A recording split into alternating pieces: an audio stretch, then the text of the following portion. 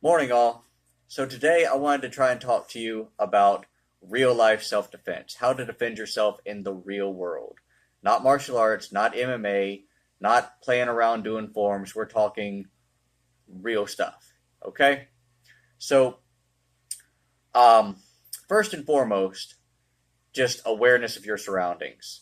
Keep your head on a swivel, stay alert, notice everywhere you go where all the potential cover is. That is to say, places where you could duck and cover should somebody suddenly come in shooting, or places where somebody else could be hiding to ambush you. Be aware of all entries and exits, places where a threat could come in or where you could quickly escape should a threat present itself where you are.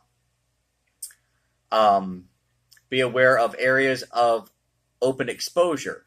That is to say, big windows, big open areas where you could be singled out as a target. Um, Most dangerous would be like an area where you can be singled out as a target that has adjacent cover where somebody could ambush you from. Just look for these kinds of things and try to avoid them. Always stay moving. Try not to be still. Try not to let your guard down. Just don't let your guard down. Don't try. Just don't do it. Um, if you're in a country where you can be armed, be armed. Be armed all the time. Have two or three options on you is what I recommend. And actually know what you're doing. Know how to use your weapons and know how to deploy them quickly. A prime example is this karambit here, made by Smith and Wesson.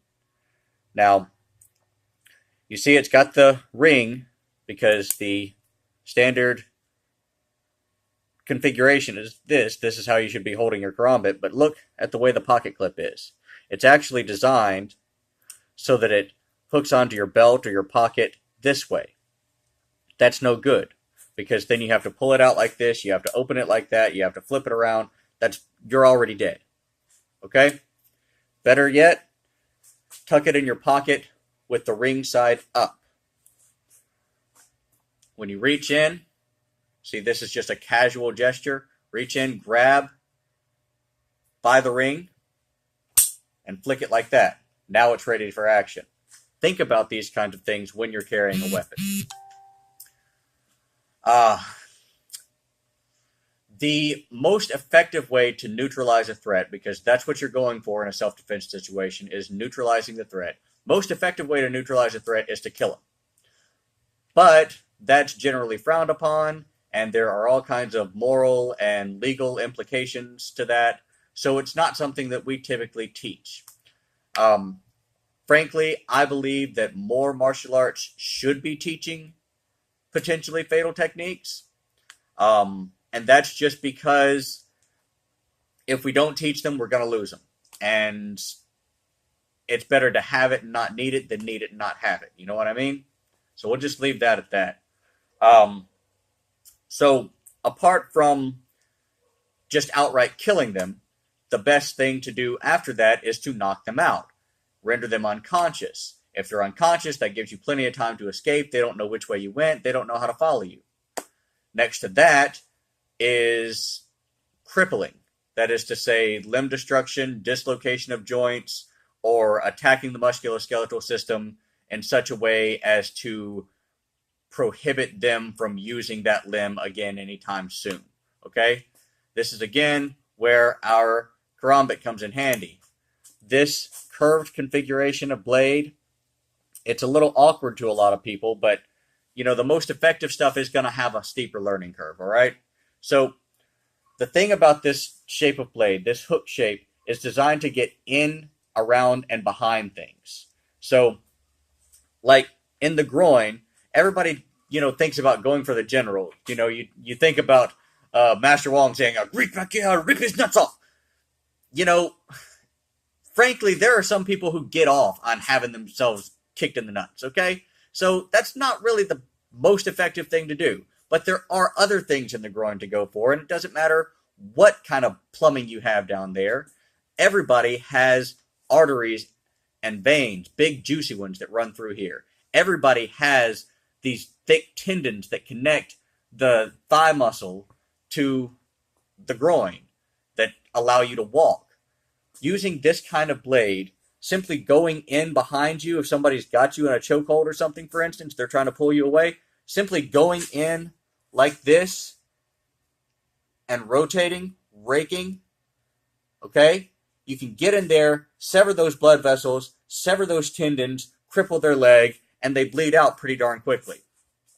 You'll actually see a reference to that in the movie Hannibal. Not Hannibal Rising, not Silence of the Lambs, but Hannibal, where the guy approaches him in a train station and he just kind of does this thing here. And dude says, oh, he tried to get me in the nuts, but he missed. He didn't miss. That's exactly what he was going for, because he's a doctor and he knows these things. See, this is what Kyusho Jitsu is all about. It's about exploiting a medical knowledge of the human anatomy. It's the same kind of stuff that anybody else who's an effective fighter uses. We just start training to learn these things first rather than happening upon them by accident. Okay? Every boxer knows the key knockout points in the head and neck.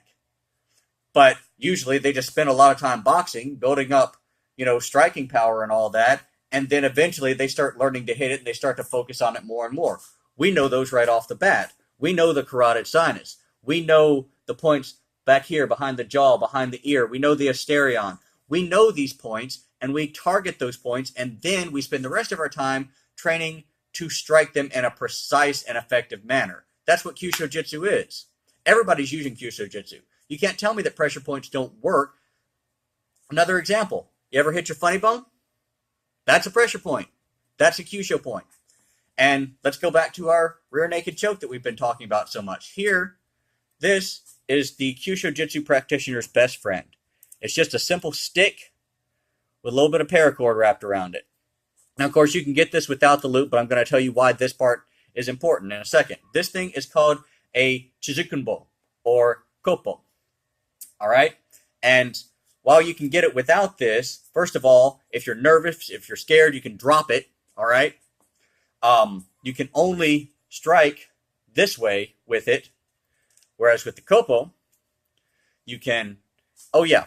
So it's meant to go across 2 fingers, not just one. And it's meant to be a little bit loose so that you can turn it like this and do thrusting strikes that way. Okay, that's like those fingertip strikes that are super dangerous and stupid for anybody to do. Well, if you have one of these, you don't have to worry about breaking your fingers so much. So you can strike this way. You can strike open hand with the palm. You can strike with a hammer fist. You can strike sideways like that. It reinforces your fist. It reinforces your knuckles like a roll of quarters so that you can hit harder and make better impact that way. Also, because it's not a part of your body, when you're hitting with the parts that aren't your knuckles, you're more likely to put a lot more effort into it, a lot more force, because you're not worried about hurting yourself. It's just a confidence thing, but it's something that everybody does not knowing that they're doing it. So, good reasons to use that. So, all right, if we're in our choke, just taking this thing and jamming it into the funny bone, that funny bone, it's not a bone, it's a nerve. It's a nerve that runs through a little gristly tube into your arm. And when you jab that, it shocks it. I mean, I felt it all the way up to my pinky there. Go ahead and try it out yourself. Get yourself an ink pen or any kind of thing you want to. It's right down here, okay? Bend your elbow and go right in there. And just poke it. You'll know it when you feel it. That's a Kyusho point, okay? They work. They really do work. Oh, but you're probably saying, well, that's not going to have any effect on somebody who's bigger and stronger and probably on drugs and blah, blah, blah. You're right. You're absolutely right. You know what else isn't going to have much effect on them? A gun, a knife, or any other martial arts techniques that you might think you know. So it's a moot point. If somebody is in an altered state, if somebody has hopped up on something that makes them less susceptible to damage, less susceptible to pain, it doesn't matter what you use. It's all going to be less effective.